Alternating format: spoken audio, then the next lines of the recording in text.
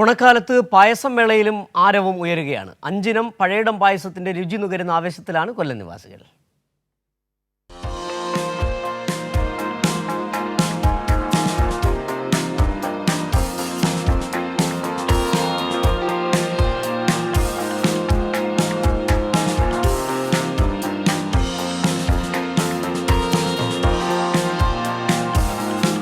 അമ്പലപ്പുഴ പാൽപ്പായസം പോലെ പേരെടുക്കുകയാണ് പഴയട പായസം. പാലട, പാൽപ്പായസം, അടപ്രഥമൻ, പയർപ്പായസം, പഴംപായസം, മത്തങ്ങ പായസം കേൾക്കുമ്പോഴേ വായിൽ കപ്പലോടും. മുന്തിയനം നെയ്യും ശുദ്ധമായ പശുവിൻ പാലും കൊല്ലത്തിന്റെ സ്വന്തം ബോർമ കശുവണ്ടി പരിപ്പും തണുപ്പിൽ വിളയുന്ന മലനാടൻ ഏലക്കയും ഗ്രാമ്പുവും പിന്നെ രഹസ്യക്കൂട്ടുകളും ചേരുന്ന റെസിപ്പിയിൽ വൈറ്റ് ഗോൾഡ്, ബ്രൗണിഷ്, കൊന്നപ്പൂ നിറങ്ങളിൽ പായസം ഡ്രിങ്ക് റെഡിയായി കിട്ടുന്നു.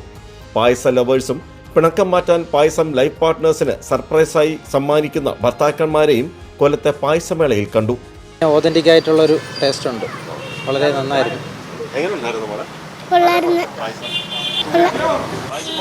സൂപ്പറായിരുന്നു, കൊള്ളാം. അരിപ്പായസം കൊള്ളാം, സൂപ്പറായിരുന്നു. അടപ്പായസം, അരിപ്പായസം ഒക്കെ നല്ലതായിരുന്നു. ഇന്നത്തെ പായസം അടിപൊളി പായസമായിരുന്നു. ആ ഗോതമ്പിൻ്റെ അടിപൊളി എല്ലാം ഒന്നിനൊന്ന് മെച്ചമായിരുന്നു. നല്ല പായസമായിരുന്നു. ഗുണനിലവാരത്തിന്റെ കാര്യത്തിൽ വിട്ടുവീഴ്ചയില്ലെന്ന് പത്മാകരൻ പറഞ്ഞു. സ്പെഷ്യാലിറ്റി എന്ന് പറയുന്നത് നമ്മുടെ പഴയിടം നമ്പൂതിരിയുടെ പായസം എന്ന് പറയുമ്പം അത് കേരള ജനതയ്ക്ക് മാത്രമല്ല, ലോകത്തെമ്പാടും അദ്ദേഹത്തിന് ഈ ഓണത്തിന് വേണ്ടി കൊണ്ടുപോയിക്കൊണ്ടേയിരിക്കുകയാണ്. കാരണം അദ്ദേഹത്തിൻ്റെ കൈപ്പുണ്യത്തോടു കൂടി കൊടുക്കുന്ന പായസങ്ങളാണ്.